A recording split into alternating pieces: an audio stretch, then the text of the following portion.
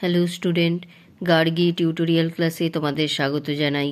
দেখো, আজকে আমার বিষয় হলো বর্ধমান ইউনিভার্সিটি 5th সেমিস্টার স্টুডেন্টদের জন্য যারা জিইতে এডুকেশন রেখেছো এবং যাদের ভারতের বর্তমান শিক্ষার সমস্যা এই বিষয়টা নিয়ে যারা পড়ছো তাদের আমি একটি গুরুত্বপূর্ণ সাজেশন এর আগে দিয়ে দিয়েছিলাম এবং এর আগের ভিডিওতে এই প্রশ্নটা আমার সাজেশন থেকে আমি তোমাদের দিয়ে দিয়েছিলাম, যেমন বৃত্তি ও কারিগরি শিক্ষা কাকে বলে এবং এর বৈশিষ্ট্যগুলি আলোচনা করো, এই প্রশ্নটা আমি দিয়ে দিয়েছিলাম।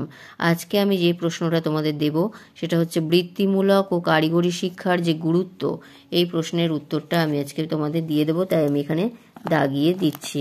অর্থাৎ আমার দুটো প্রশ্নের উত্তর দেওয়া হয়ে গেছে এবং তোমরা যারা নতুন আছো তাদের জন্য আরেকবার আমি সাজেশনটা দেখিয়ে দিচ্ছি। এই সাজেশনের উত্তরগুলো কিন্তু আমি তোমাদের পরপর দিয়ে দেওয়ার চেষ্টা করব। তোমরা আমার চ্যানেল সার্চ করলে পেয়ে যাবে এই সাজেশনটি। এটি আগে খাতায় তুলে নাও এবং পরবর্তীতে আমি এর থেকে কিছু গুরুত্বপূর্ণ প্রশ্নগুলোই দিতে থাকবো। তাহলে আজকে যেটা দিয়ে দিচ্ছি সেটা তোমাদের বলে দিলাম, বৃত্তিমূলক ও কারিগরি শিক্ষার গুরুত্ব লেখো। দেখো, এটা খুবই ছোট করে এখানে দেওয়া আছে, বৃত্তিমূলক ও কারিগরি শিক্ষার গুরুত্ব। এটা পরীক্ষায় এর আগে এসেছে, খুবই ইম্পর্ট্যান্ট একটি প্রশ্ন। যে শিক্ষা শিক্ষার্থীকে কোনো বিশেষ বৃত্তি সম্পর্কে জ্ঞান ও দক্ষতা অর্জনে সাহায্য করে এবং পূর্বার্জিত মানে আগে যা অর্জন করা হয়েছে, পূর্বার্জিত জ্ঞান ও দক্ষতা প্রয়োগ করে সেই বৃত্তিকে সুষ্ঠুভাবে সম্পন্ন করতে সক্ষম করে তোলে, তাকেই বৃত্তিমূলক বা কারিগরি শিক্ষা বলা হয়। দেখো, এটা সংজ্ঞাটা যদি আসে শর্ট কোয়েশ্চেন অর্থাৎ 2 নম্বরে, তাহলে তোমরা এটা লিখে দিতে পারো।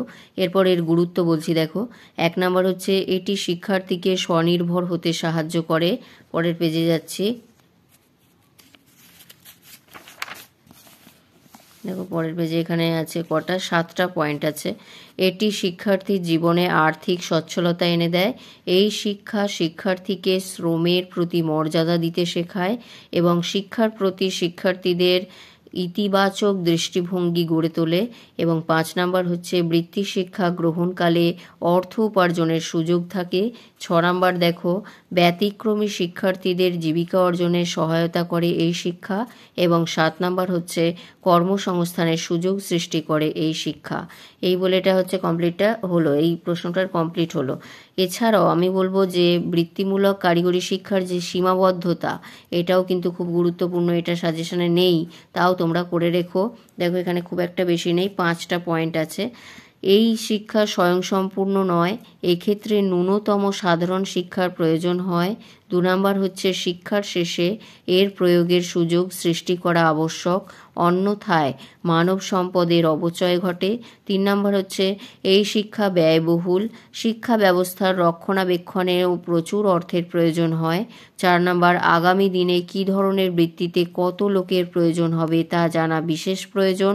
অপরিকল্পিতভাবে বৃত্তিমূলক ও কারিগরি শিক্ষা দেওয়া হলো সমাজ বেকারের সংখ্যা বৃদ্ধি পাবে। এবার 5 নম্বরটা দেখো, উপযুক্ত ও দক্ষ শিক্ষকের অভাব এই শিক্ষার অন্যতম সীমাবদ্ধতা। তাহলে এই বলে আমি আজকে এই প্রশ্নটা শেষ করলাম। তোমাদের ছিল এটা, অর্থাৎ বৃত্তিমূলক ও কারিগরি শিক্ষার গুরুত্ব, এর সাথে আমি তোমাদের এর সীমাবদ্ধতাটাও আমি কিন্তু দেখিয়ে দিলাম।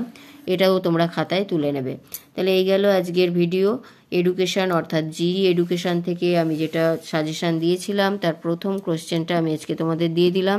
তাহলে এই প্রশ্নটা আগে খাতায় তুলে নাও, তুলে নিয়ে তারপর পরীক্ষার প্রস্তুতি নাও। এই বলে আমি ভিডিওটি শেষ করলাম।